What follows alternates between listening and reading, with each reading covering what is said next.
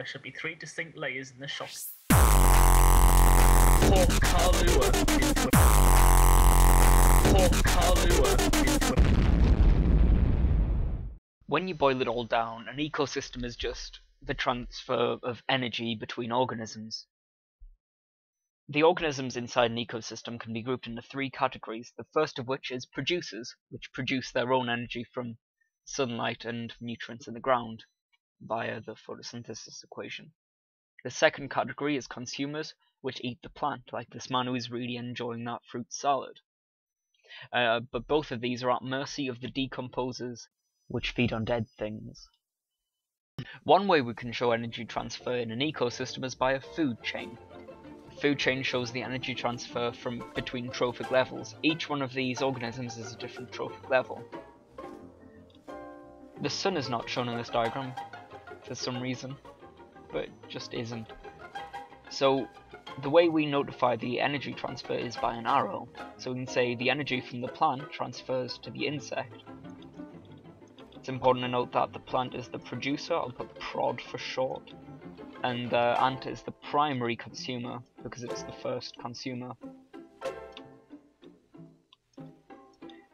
The ant's eaten by the badger, so energy in the ant is transferred to the badger, which is the secondary consumer, and so forth to the eagle, which is the tertiary consumer.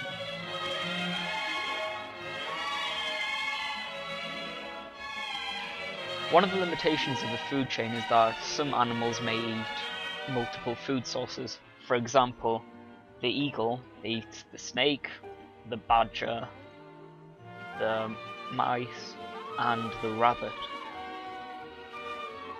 And this couldn't be shown in the food web.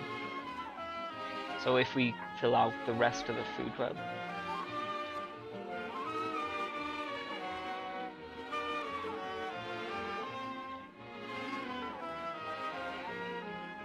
we can see that we have our primary consumer row here.